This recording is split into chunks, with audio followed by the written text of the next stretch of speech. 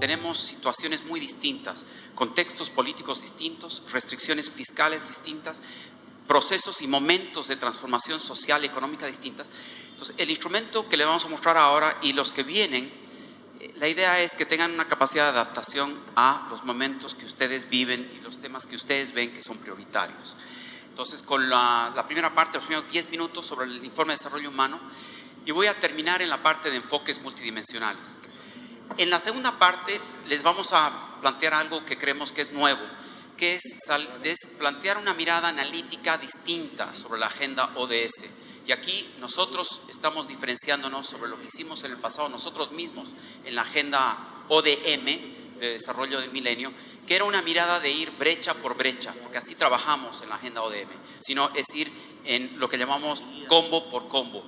Estos pasos no son una caja de herramientas acabada, simplemente es una manera que nos hace sentido a nosotros ir pensando cómo aterrizar esta agenda con muchos retos, muchos indicadores y muchas acciones.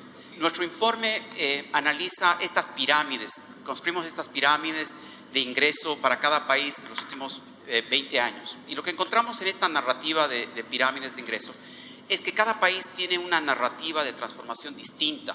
Y eso es muy importante, o sea, el paso de esa erradicación de pobreza o reducción de pobreza significativa, el engrosamiento de las clases medias, el crecimiento de esa franja de gente vulnerable entre 4 y 10 dólares. La narrativa latinoamericana, ustedes la conocen, 72 millones de personas salieron de la pobreza, definida de manera internacional. Estamos utilizando acá la línea alta, la línea moderada de América Latina de 4 dólares día. Lo amarillo es de 4 a 10 dólares día, y luego las clases medias latinoamericanas de 10 dólares para arriba. Esto simplemente nos genera una métrica común.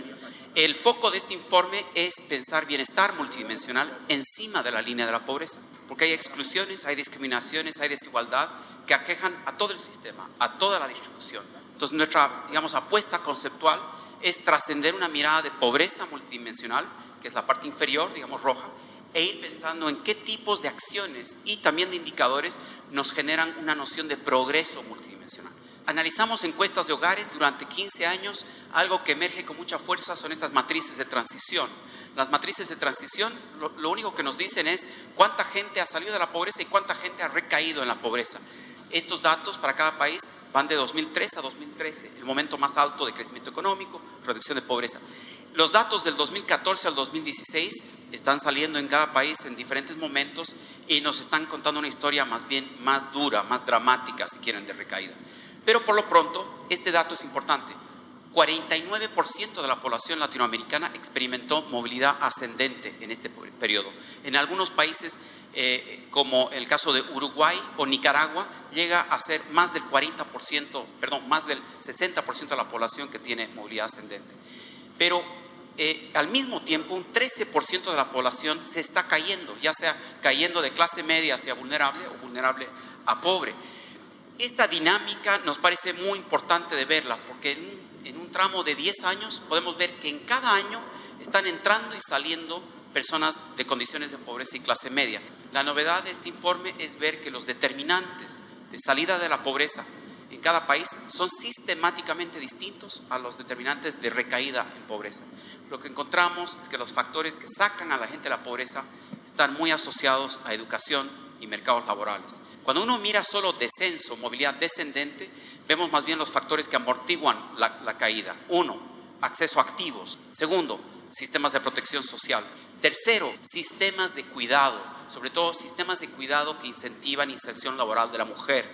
Mientras menos sistemas estatales de cuidado tengamos, más dependemos del régimen de bienestar del hogar. Los 4 países que más han reducido la pobreza en estos últimos 10 años, del 2003 al 2013, son en este orden: Perú, Bolivia, Ecuador y Paraguay, seguido de Brasil. Esos 4 o 5 son los que más han movido en tamaño de pobreza moderada, y Ecuador, Bolivia y Perú mueven más en pobreza extrema. Pero lo interesante de notar es que son modelos económicos y sociales totalmente distintos. Tenemos intervenciones estatales fuertes en Ecuador y Bolivia, inclusive tenemos nacionalización, controles de precios, tenemos sistemas de protección social fuertes. En Perú y Paraguay tenemos un sistema más liberal, abierto al mercado, más comercio. Lo mismo se puede hacer acá con la pobreza multidimensional. Y lo que emerge de esta intersección, de esta lógica de cuáles son pobreza por ingreso, cuáles son pobreza multidimensional, y sabemos que la intersección varía entre 15, 20, 25%, tiene ambas, pero sabemos que en la mayoría de los países son distintos los grupos poblacionales que tienen pobreza multidimensional, que tienden a ser pobres, sobre todo en áreas rurales, ciertos vectores de necesidades básicas satisfechas, y la pobreza por ingresos es más errática, está en áreas urbanas y áreas rurales.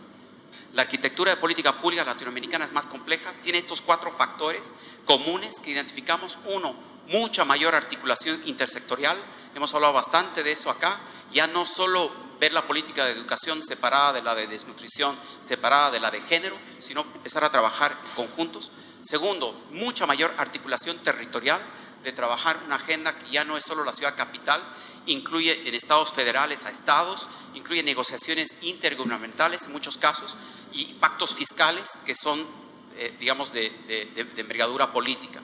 Tercero, ya no solo una mirada de transferencias condicionadas, sino una mirada sobre el ciclo de vida, desde atención en la primera infancia, pasando por retener a los chicos que están en la escuela, inserción laboral de los jóvenes, jóvenes en riesgo, embarazo adolescente, inserción laboral de las mujeres, políticas de cuidado para las personas mayores de 60. O sea, tenemos un abanico de políticas, no son un welfare state gigante. Todos los países, o la mayoría de los países, tienen ya una mirada de la canasta de pobreza multidimensional, que eso incluye vectores directos de carencias, educación, salud, vivienda, en algunos casos desnutrición, en otros violencia o seguridad ciudadana. Pero en el informe nosotros nos abocamos a mirar lo que sería una segunda canasta, una canasta de resiliencia para vulnerabilidades.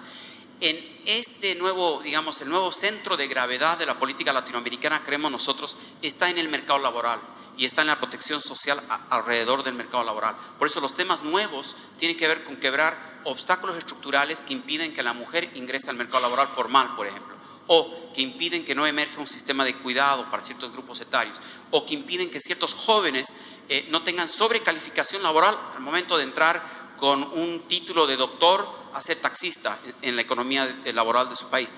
Esto significa que esa canasta de resiliencia debe tener un diálogo abierto entre mercado laboral y sistemas de protección social, y significa pensar a la ecuatoriana en qué significa el buen vivir, cómo construimos un patrón de consumo o producción distinto, cómo vamos cambiando la matriz productiva. Bueno, llegó una agenda que tiene ese tipo de características, más compleja, con más interacciones, con más dimensiones, y si hay un momento multidimensional es este, digamos, para la Agenda 2030.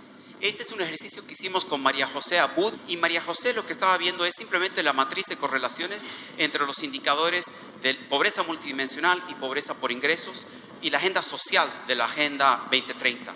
Y esta es la matriz de correlación para 190 países del mundo. Cuando tenemos una correlación verde, cuando dice que hay una correlación de 0.5 entre tasa de fertilidad y educación de la mujer, entonces sabemos que no son dos brechas distintas, porque en realidad nos está hablando de un mismo fenómeno.